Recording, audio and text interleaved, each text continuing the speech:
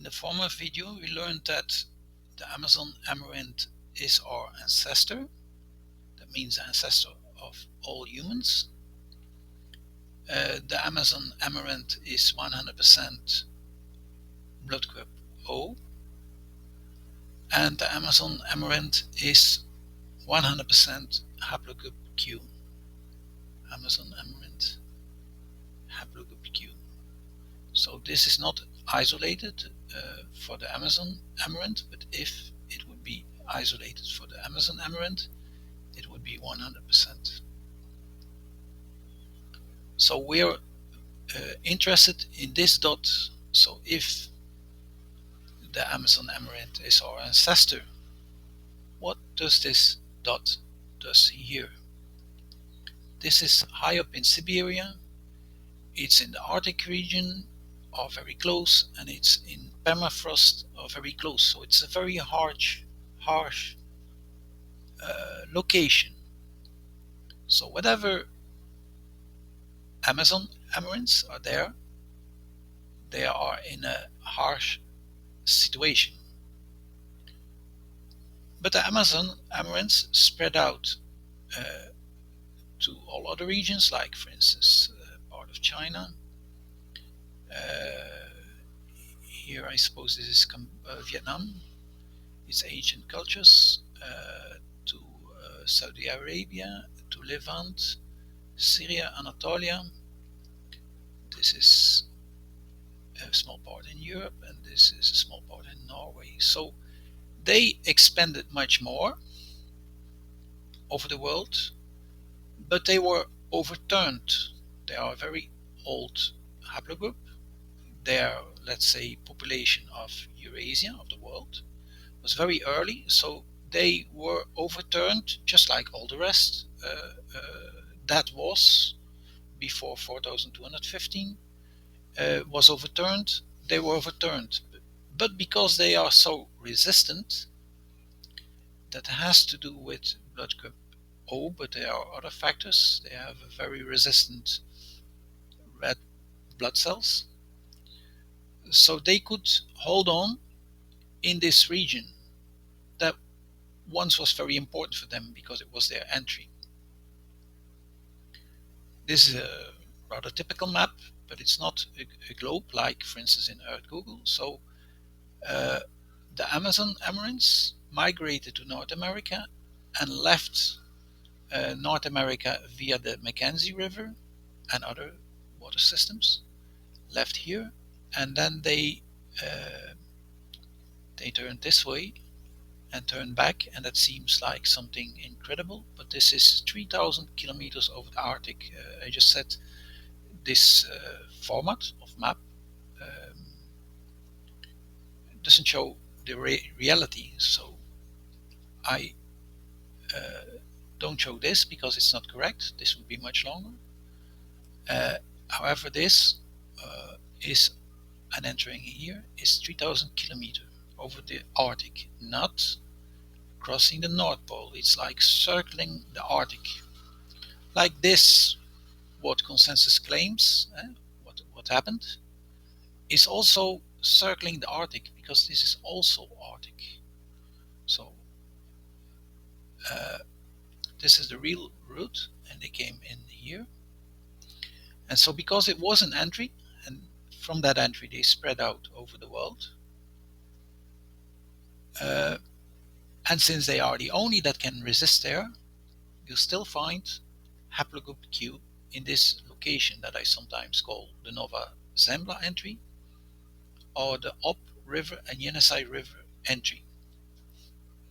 So that's why they're here. So now back to consensus. Consensus tells us that our origin, our ancestors are Africans, Saharan Africans, and that populated the Americas. So that means that from the African haplogroup, they should need to mutate to the Q haplogroup all the way, and they should mutate or drift or whatever from a not 100% blood group O to 100% blood group O, which we know is a biological law. It's not possible. So, but let's assume that they migrated out of Africa. So since it is Q, it makes sense, and some consensus scientists claim that this was the port that would migrate, would populate the Americas and form this pure blood group O and pure haplogroup Q. So what is the difficulty here? They say it's over Beringia. Well, first of all, how did um, the sub-Saharan African mutate in Q? And if it did mutate in Q, why we don't find more Q?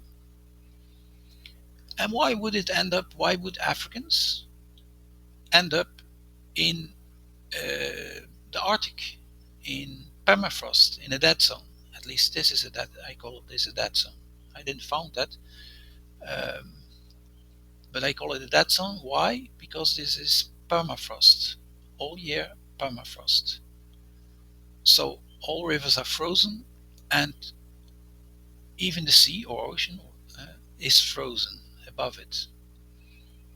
Even today, in winter, with climate change, it is still frozen from Nova Zembla all the way up to the east. So why would they end up? Why would Africans end up here? Why didn't they leave traces, like for instance in Africa itself? Because it's a very resistant haplogroup, and it proves it here as well. It proves it in the Himalaya as well. Here in the Andes as well. It's very resistant against height and against cold. This is all in the Arctic. And this is permafrost, so they even resist permafrost. So they're very resistant. So why didn't they held on in Africa? Why it's not more? But now let's suppose it comes from Africa and it mutated in haplogroup Q and it mutated in blood group O. So it's here, coming from Africa. But it has to pass here through Beringia, at least according to consensus. And this is a dead zone. And you see it falls back. It falls back, the frequency falls back, probably between 2 and 10%. So why should it fall back? And independent of all this is a dead zone. Why would they migrate from a dead zone to a further dead zone? This is all permafrost, and in the ice ages this was glacier, so kind of permafrost as well, and this is mountainous, so they wouldn't survive. Nobody, no group can survive this passage through the dead zone. So what I'm trying to say, this Q doesn't come from Africa. It comes from the Amazon emerald, which is the ancestor. It's the only one that can populate the rest. And it used the river Mackenzie, amongst others, and it went this way, because that's only 3,000 kilometers. This is misleading. And then comes back here. In fact, it is much more straight. It is from Mackenzie and 3,000 kilometers of voyage, and it arrives here. 3,000 kilometers with sledge dogs is roughly 30-40 days. And this traveling with sledge dogs is something that still happens today. There are even competitions. So for some it could seem very unrealistic, but with the right logistics and experience, people can do it. But they never will do this, because it's thousands of kilometers in permafrost in that zone.